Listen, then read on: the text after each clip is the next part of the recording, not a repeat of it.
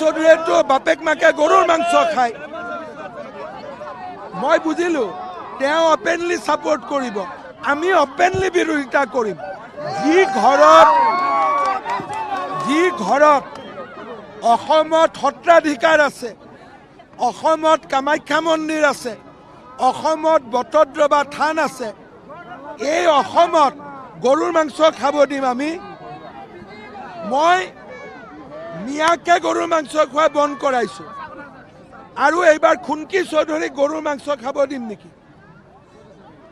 কোনো গৰুৰ মাংস খোৱা বাপেক মাকক তেওঁ যদি কয় দেউতা মা মোৰ নহয়, মই তেওঁৰ লগত আছো।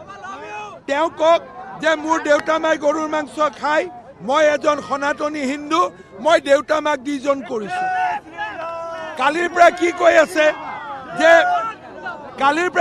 আছে যে মোৰ ককা দেউতাই সংবিধানত চহী কৰিছিল, সেইখন সংবিধানতেতো লিখা আছে গৰুৰ মাংস খাব নালাগে বুলি।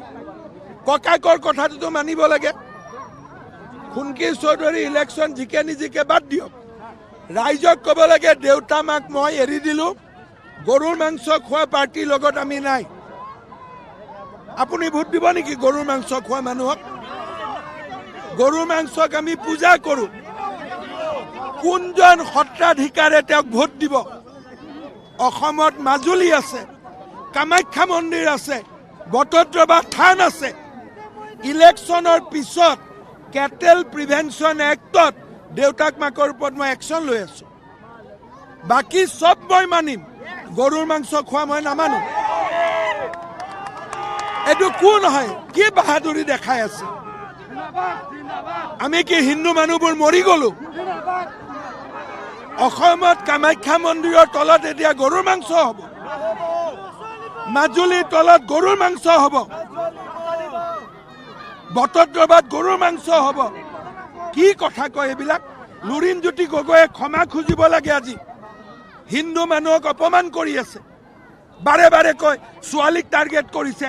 আৰে মই পৃথিৱীক টাৰ্গেট কৰিম যদি গৰুৰ মাংস খায়। মই পৃথিৱীক টাৰ্গেট কৰিম, গৰুৰ মাংস নহ'ব।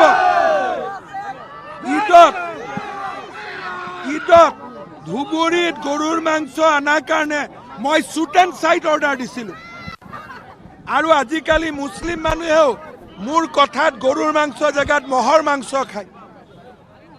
কি বাহাদুৰি দেখুৱাই আছে?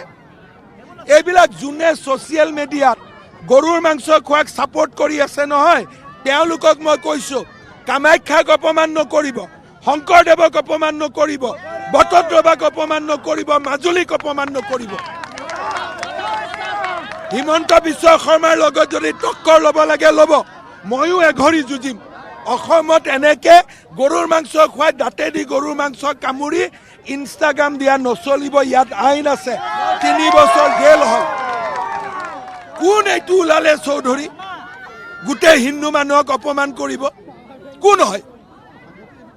আৰু বাপেকে মাটিও দখল কৰে। মোৰ সমষ্টিতে ইউনিভাৰ্চিটি আছে, তেওঁৰ বাপেকে মাটিও দখল কৰি কেইদিনমান আগতে মাৰপিট কৰিছে। এইবিলাক বেকগ্ৰাউণ্ড নাজানাকৈ এনেই সমৰ্থন কৰিব নালাগে। আৰে জেন জি ওলাইছে, জেন জিয়ে গৰু খায় নেকি?